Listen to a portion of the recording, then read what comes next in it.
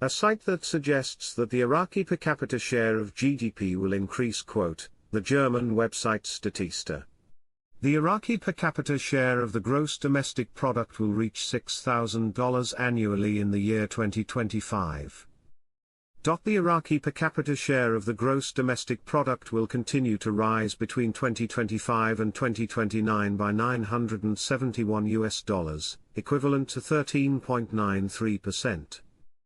He added that per capita GDP will rise for the sixth consecutive year to reach $6,971 in 2029.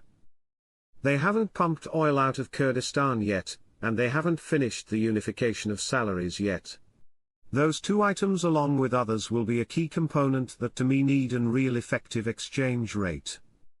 That's why they've been hiding 12 to 2C, of the new budget amendment.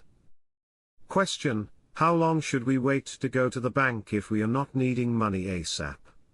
In other words, do you think it will start floating fairly quickly or will it take some time? This will be a managed float, which means it can only change plus or minus 10% per day. When the rate changes it'll come out somewhere around the $3.80 range. That's my opinion.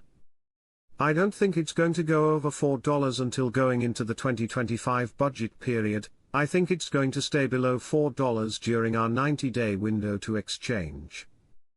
I wouldn't worry about time waiting for it to float. Get it exchanged. Don't wait for this to go up in value because I don't think you're going to have that opportunity or time frame. They are kicking off the big expo in Iraq today, the 48th session of the Investment, Development, Prosperity Baghdad International Fair, happening today. Many are attending from out of the country including 1,000 from the US. This will be a very big international fair for them. Vietnam is a communist country, thus it has a tightly controlled centralized economy. Vietnam has also been used as a storefront for communist China. This disguises Chinese products, making them look like Vietnam made when in fact, they are only assembled in Vietnam. China deflects criticism, and Vietnam has a booming business in product assembly, packaging, and shipping. A currency value increase would cause Vietnam and China to lose a huge export advantage. China and Vietnam have both been long accused of currency manipulation. I do believe it will, indeed, be a while before Vietnam increases their currency value. Mr. Sammy says, we see Germany, France, Egypt, they're all saying to us, just do it. And investors that arrived today all praising Iraq, saying we are stable and we want to do business with Iraq. Even Kuwait, who has the strongest currency in the world, is now coming in and supporting us. It's looking pretty good. Frank, Kuwait holds the most powerful currency in the Middle East, but we see the whole world running to Iraq, not Kuwait. They know that the potential of the float of your currency on an international level is going to be insane. Iraq is the prettiest girl in town and everyone wants to kiss her. I do have some wealth managers / redemption center contacts at work today. I hope to hear, was it wealth management related or currency exchange related? They're going to do everything on Sunday as far as the laws that are needed for the budget. If you do that and you open that budget, what's in the budget? What's in a piñata? We hope to see the budget passed tomorrow. They tell us it will be put before Parliament tomorrow. O-Day? Launching of the 48th session of the Baghdad International Fair with the participation of 20 countries. Quote, the 48th session of the Baghdad International Fair opens today, Saturday, with the participation of 20 countries and more than 1,000 local and international companies. This year will be different from previous editions in terms of the diversity of economic, cultural, and artistic activities. We find out they had 300 businessmen with expertise yesterday. You have 1,000 companies coming in tomorrow. You have the 12 to 2C for the general budget on the table for Sunday, and you have celebrations with TV screens on the streets, in homes and on news websites. I don't know if you guys see what I see, but I don't think there's any coincidences in all the information, but we're going to watch and see because you never know what happens. I don't think anybody has ever seen what we're seeing today. I'm pretty excited about it, just as you should be. As Iraq's economic challenges continue, calls are growing to establish a US dollar sovereign fund that would be used to invest oil revenues in economic and development projects that would enhance the country's financial stability.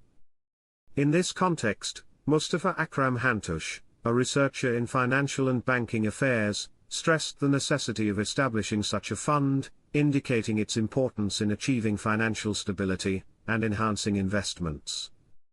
According to Hantush's statement to Baghdad Today, Iraq has several local financial funds, such as the Development Fund, the Retirement and Social Security Funds, and the Education and Training Funds, but all of these funds are denominated in Iraqi dinars and are inactive due to their inability to engage in major investments of an international nature. Dinar or dollar. He explained that the Iraqi dinar is an internal currency that cannot be used in foreign transactions or large investments, which makes these funds ineffective in generating profits that support the economy. Therefore, Iraq is in real need of a sovereign fund in US dollars through which oil revenues can be invested instead of remaining in the US Federal Reserve without direct use. He stressed that this fund will enable Iraq to enter into safe investments that generate large profits, especially in the oil and gas sectors, which will contribute to achieving financial stability that supports the national economy. He added that effective management of this fund will ensure strategic investments that contribute to enhancing government revenues and reducing dependence on oil fluctuations, as part of the revenues can be directed to development projects such as infrastructure, energy and technology, which will enhance Iraq's financial independence in the long term. Successful experiences. Experts cite successful international experiences in establishing sovereign funds, such as the Norwegian Sovereign Fund, which is one of the largest investment funds in the world, as it invests oil revenues in a variety of assets to ensure financial sustainability for future generations. Gulf countries such as Saudi Arabia, the UAE and Qatar have also succeeded in establishing huge sovereign funds that have contributed to diversifying their economies and reducing dependence on oil as a primary source of income.